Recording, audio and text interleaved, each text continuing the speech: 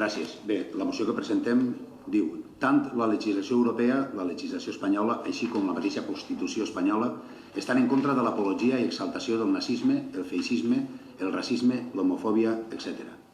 Fins i tot possibiliten dur a aquells que promouen l'odi davant dels tribunals.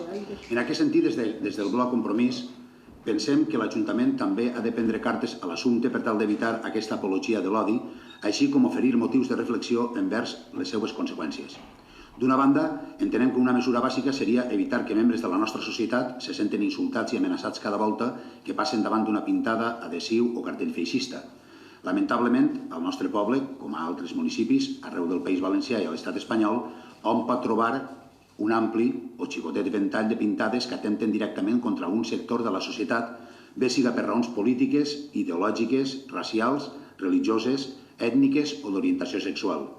Cal, doncs, esborrar aquest feixisme de les parets del nostre poble. No es tracta d'obrir ferides noves ni de fer bullir relacions entre bàndols ideològics, però sí deixar clar que aquestes postures intolerants normalment porten a situacions que dificulten la convivència. Del que es tracta, en definitiva, és de defensar els valors sobre els quals es sosté la convivència democràtica, la pau, la tolerància, el respecte, etc.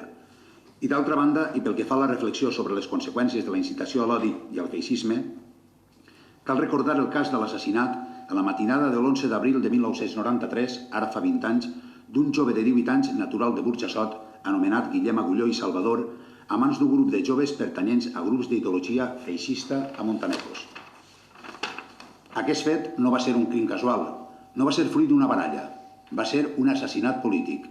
Guillem Agulló va ser mort d'una navallada per raons ideològiques. En el títol, primer, drets i deures fonamentals, l'article 16.1 diu que es garantís la llibertat ideològica, religiosa i de culte dels individus i les comunitats. Tot crim realitzat contra un individu per raons polítiques, ideològiques o religioses és un crim contra tota la societat. Al judici, que va tindre lloc a Castelló 2 anys després de la mort de Guillem Agulló, es va condemnar l'autor confés del crim, Pedro Cuevas, a 14 anys de presó per homicidi i es va absoldre a la resta del grup.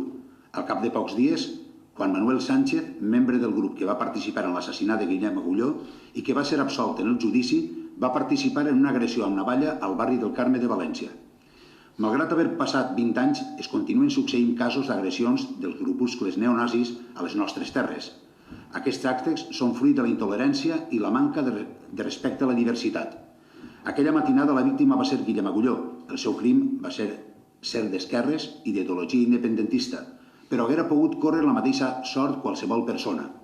Des del Bloc Compromís pensem que seria positiu per a la societat que un carrer recordara el nom de Guillem Agulló, un jove valencià que va ser assassinat simplement per la seva manera de pensar i que aquest record servira de reflexió envers la intolerància de qualsevol tipus. En atenció a aquestes consideracions i a proposta del grup municipal del Bloc Coalició Compromís, el ple de l'Ajuntament ens agradaria que acordara dedicar un carrer a la memòria de Guillem Agulló i Salvador, víctima de la violència feixista, i esborrar o retirar les pintades, cartells o adhesius que exalten el feixisme o inciten a l'odi de qualsevol tipus. Gràcies.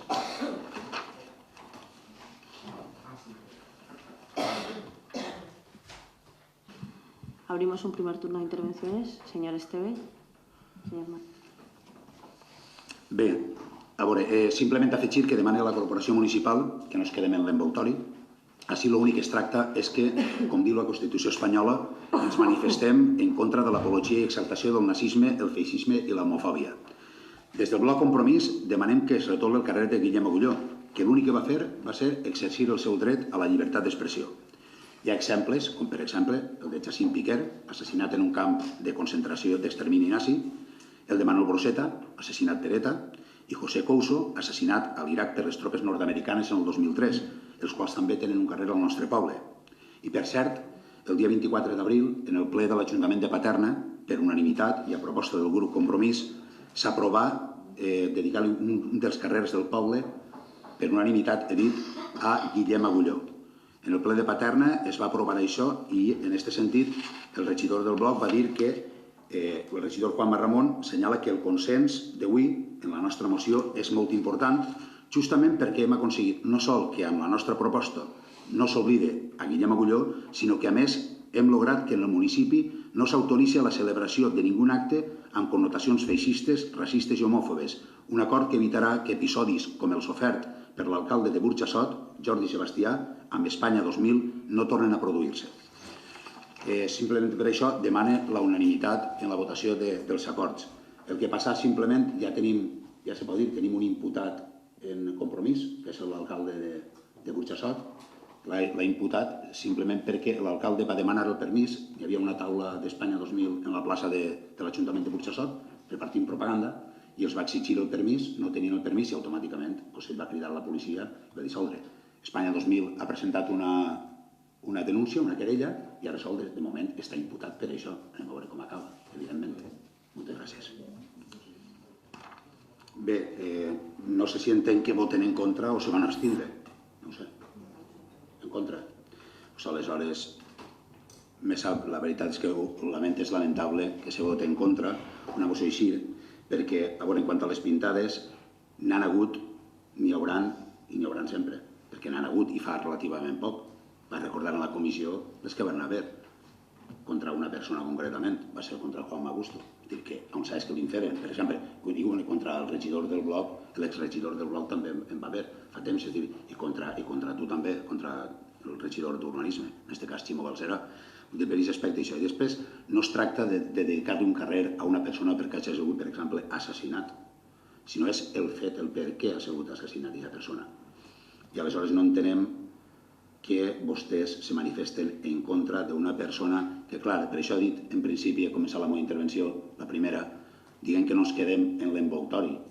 L'envoltori, clar, com era d'esquerres i independentista, doncs mire, això és el de menys. En aquest cas sí, perquè és que més a més, vosaltres estem conformes en tot el que s'ha dit, però anem a votar en contra. Facin-se-ho mirar, facin-se-ho mirar, perquè és per mirar-se-ho. Però bé, ho lamente molt que per unanimitat no es traga aquesta moció. I què li anem a fer? És el que hi ha. Hi ha que respectar, però apuntar-se-ho. Gràcies.